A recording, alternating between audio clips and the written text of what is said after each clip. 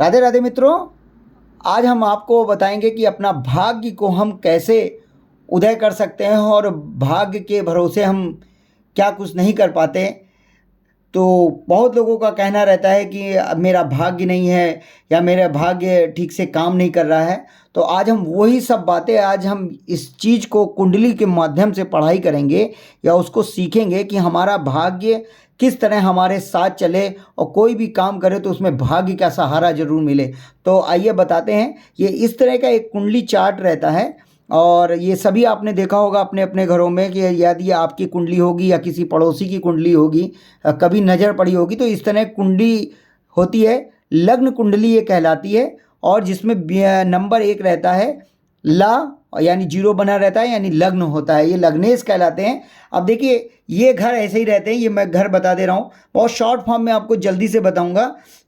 1 2 3 4 5 6 7 8 9 10 11 12 ये रहते हैं अपने 12 हाउसेस रहते हैं। वीडियो पूरी देखिएगा तभी आपको समझ में आएगा और तभी आप भाग्य का सहारा और भाग्य को अपने मजबूत बना सकेंगे। किसी के कहने पे नहीं चलेगा कि अरे मेरा भाग्य काम नहीं करा। आपका भाग्य बिल्कुल काम करेगा और मैं ये आप वीडियो देख लेंगे तो मैं कहता हूँ कि 100% आपका भाग्य हर जगह आपके साथ देगा। तो चलिए, यही बताया मैंने। ये हमारे नंबर्स होते हैं इस तरह। यहाँ पे लिखा है 1, यहाँ पे लिखा है 2 3 4 5 6 7 8 9 10 11 और ये 12। ये आपके घर हो गए। ये राशियां हैं 1 2 3, यही 12 हाउस हैं। ये 12 हाउसों में हमारी 12 राशियां बैठी हुई हैं।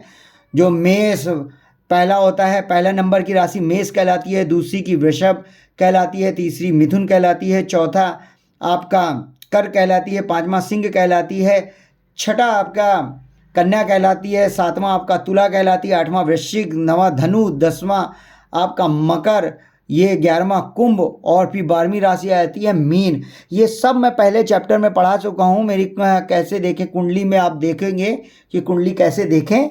ये हमने पार्ट 1 पार्ट 2 ऐसे करके कई पार्ट बनाए हैं। जो मेरे साथ व्यूअर्स पुराने हैं उनको सारी चीज़ें समझ में आ रही होंगी और उनके लिए तो बहुत इंटरेस्टिंग सब्जेक्ट है ये। और जो अभी जुड़ रहे हैं मेरे साथ और उनको मैं नहीं कह सकता, लेकिन फिर भी उनके लिए मैं थोड़ा सा बता दे रहा हूँ कि जिनको ऊपर ऊपर से उनको समझ में नहीं है, समझ में आ जाए। अगर नहीं आता है तो मेरे पुराने वीडियो जाके आप देखेंगे तो 100% आपको समझ में आएगा।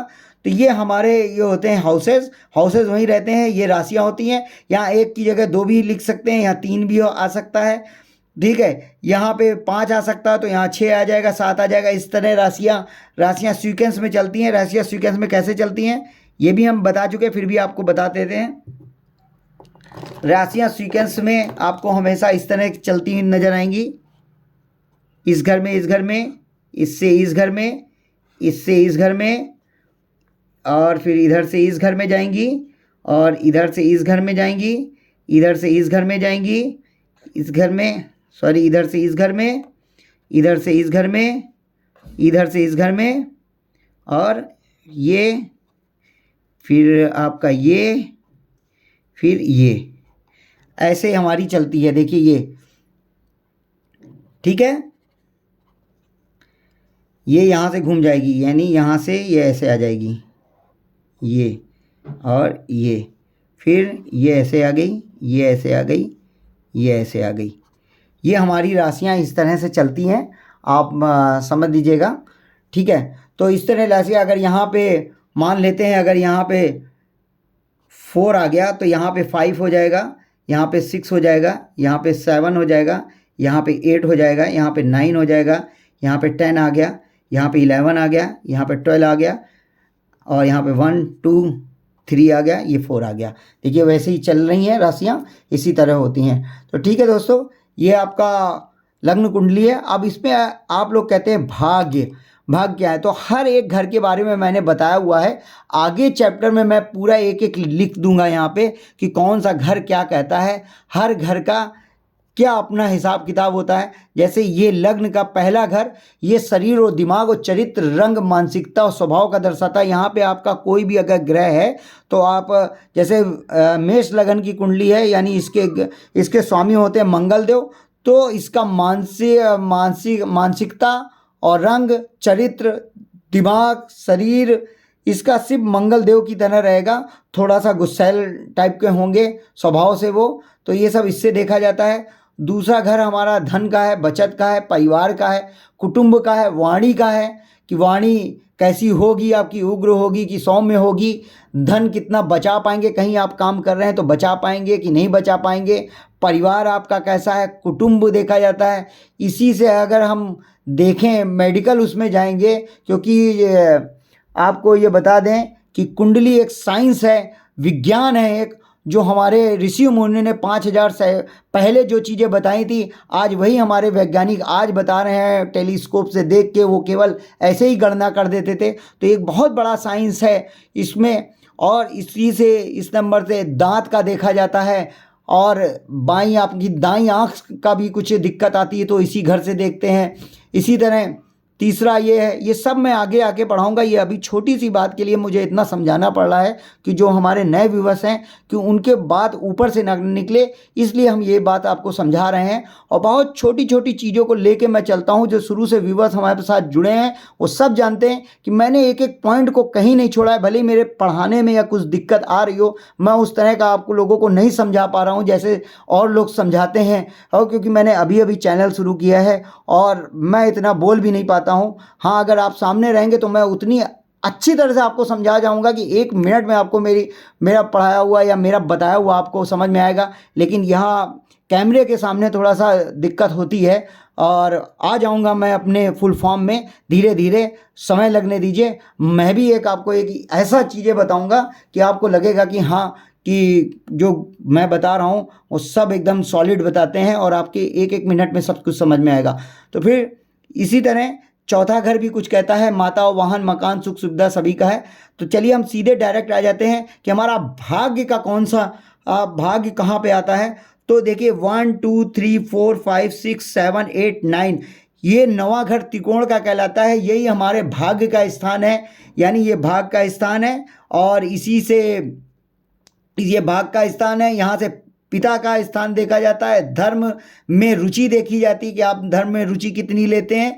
ठीक है, भाग्य का स्थान है, पिता का स्थान है। पिता आपका साथ देंगे कि नहीं देंगे, कुछ काम करेंगे तो आप पिता का साथ, और भाग्य का साथ मिलेगा कि नहीं मिलेगा, आप किसी काम को करते हैं उसमें भाग्य का मिलेगा कि नहीं मिलेगा, ये उससे देखा जाता है। तो चलिए इसी भाग्य को आज हम आजमाते हैं और इसी भाग्य को अपना मजबूत बनाते हैं कि हमारा भाग्य हमारे साथ किस तरह चले। तो सबसे पहले हम यहाँ देखेंगे कि ये इस जगह हमारी राशि कौन सी बैठी है। तो 9 नंबर की राशि आती है, धनु राशि होती है। अगर आप पढ़ेंगे या किसी उसमें कंप्यूटराइज कुंडली में देखेंगे तो धनु 9 नंबर की राशि धनु कहलाती है, जिसके स्वामी होते हैं गुरु बृहस्पति। यानी आपको मैं लिख देता हूँ, 9 नंबर की राशि अगर धनु है और यहाँ स्वामी आ जाते हैं बृहस्पति देव। अब बृहस्पति देव आ गए, ठीक है, 9 नंबर यानी 9 नंबर की राशि बैठी हुई है, बृहस्पति देव आ गए यहाँ पे। तो हमको क्या करना है, अपने भाग्य को उज्जवल बनाने के लिए, भाग्य को और तगड़ा बनाने के लिए, जिससे भाग्य हमारे साथ रहे, तो बृहस्पति देव के बीज मंत्र पढ़ने। हमको क्या करने हैं, बीज मंत्र पढ़ने। बृहस्पति देव के बीज मंत्र पढ़ेंगे हम। तो इसका बीज मंत्र होता है ओम ब्रह्म बृहस्पते नमः। ये भी लिख देता हूँ मैं, ओम ब्रह्म बृहस्पते नमः, बृहस्पते नमः, ओम ब्रह्म बृहस्पते नमः।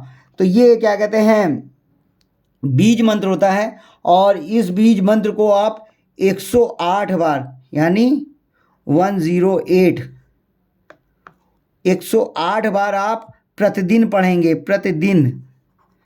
प्रतिदिन पढ़िए आप इसको 108 बार प्रतिदिन पढ़ेंगे शुद्धता के साथ। और कितनी बार तक पढ़ना है, 19,000 बार जब आप पढ़ेंगे तब ये आपका मंत्र सिद्ध होगा। और फिर आप देखिएगा कि आपका भाग्य कैसे आपके साथ दौड़ लगाता है। ठीक है, आप कभी भी कुछ अच्छा करने जाओगे जहां आपका भाग्य साथ नहीं दे रहा था, और अब कहोगे कि हाँ मेरा भाग्य साथ दे रहा है। भाग्य साथ दे रहा है।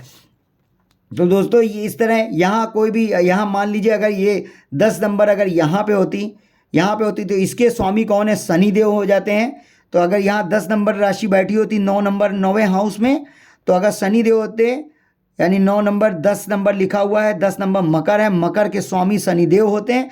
तो शनिदेव के बीज मंत्र हमको पढ़ने हैं। किसके बीज मंत्र पढ़ने हैं? शनिदेव के बीज मंत्र पढ़ने हैं।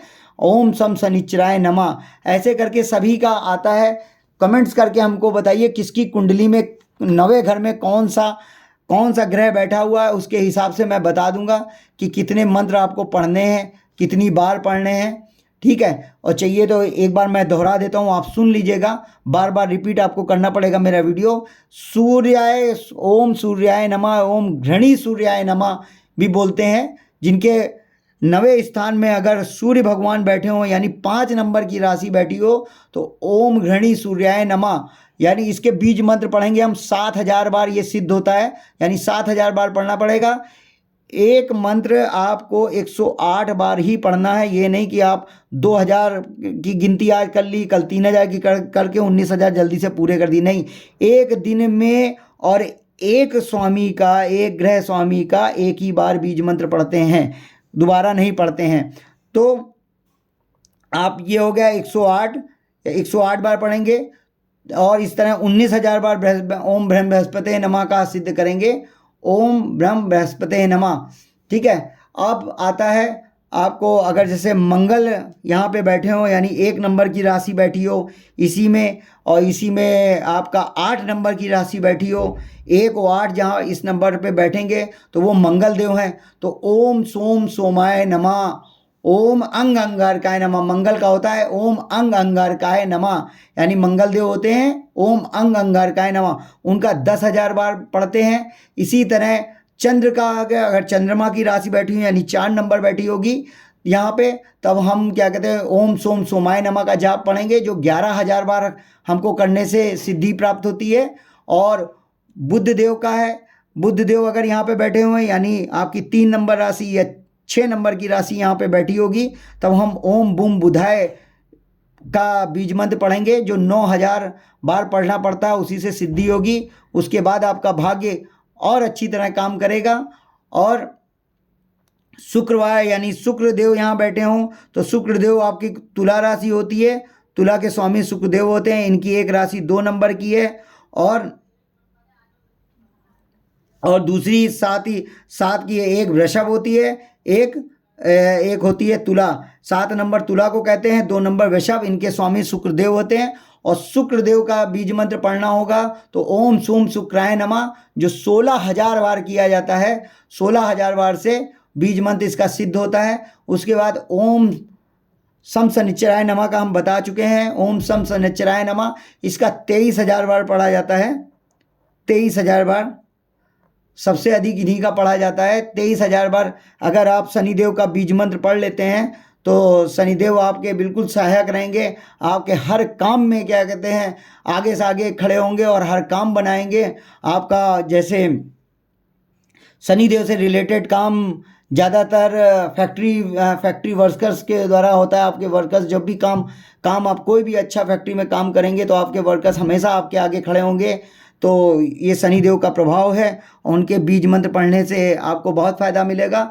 उसके बाद आ जाते हैं हम राहुदेव अगर क्या कहते हैं यहाँ पे बैठे हों तो राहुदेव का बीज मंत्र पढ़ सकते हैं। एक तो वो छाया ग्रह होते हैं, लेकिन उनका हम बीज मंत्र पढ़ लेंगे।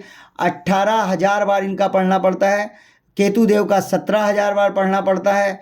इसी तरह केतुदेव, राहुदेव, इन सब के बीज मंत्रों की संख्या मैंने बता दिया। जिसकी जो कुंडली में 9वें हाउस में जो ग्रह बैठा हो उसका आपको बीज मंत्र पढ़ना है। संख्या मैंने आपको बता दी है दोस्तों। फिर भी अगर नहीं समझ में आ रहा तो आप मुझे कमेंट बॉक्स में प्लीज़ एक बार ज़रूर लिखिएगा, मैं सबका उत्तर दूंगा। क्योंकि अभी मेरे पास बहुत ज़्यादा व्यूवर्स नहीं है, तो इसलिए मैं बहुत आसानी से दे सकता हूँ। तो आप एक बार कमेंट्स करिए मेरे उसमें, और मैं ज़रूर आपको बताऊँगा कि आपके भाग्य क्या करने के लिए आपका कौन सा बीज मंत्र पढ़ना है। तो दोस्तों आपको कैसा वीडियो लगा, ये जैसा भी हो आप इसको लाइक और सब्सक्राइब करना ना भूलें, और मेरी वीडियो कैसी लगे कमेंट्स बॉक्स में ज़रूर बताएं। राधे राधे।